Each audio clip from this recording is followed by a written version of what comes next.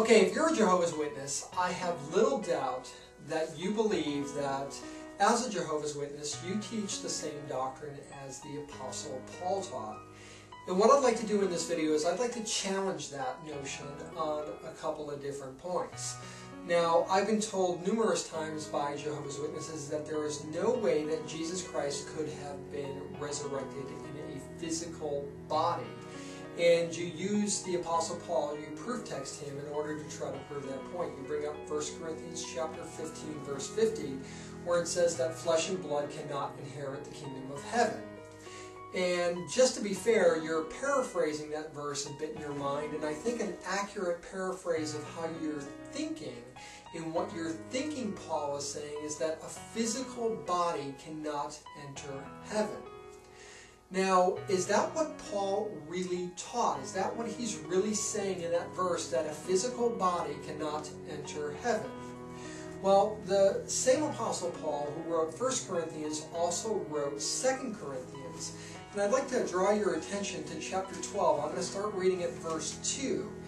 And let's see what the Apostle Paul has to say here and see if his understanding of a body going to heaven is the same as what you think his understanding is in 1 Corinthians chapter 15. Starting in verse 2, he says, I know a man in Christ who 14 years ago was caught up to the third heaven.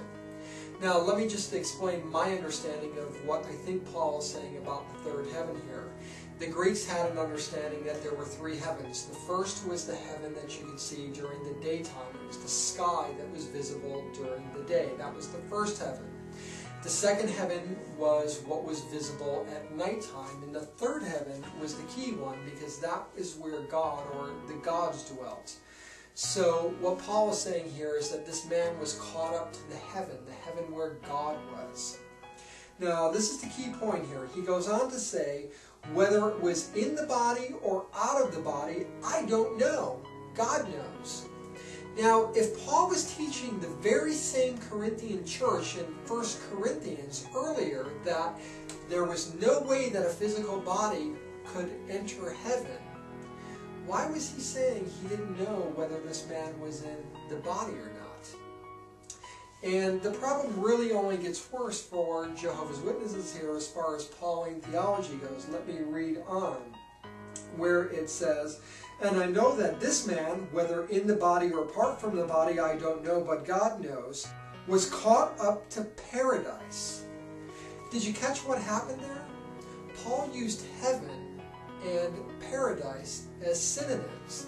You see, in Paul's mind, there was no difference between heaven and paradise. Heaven wasn't a place where God was and an elite 144,000 anointed Christians were. And paradise wasn't earth, just paradise earth. Paul saw heaven and paradise as synonymous.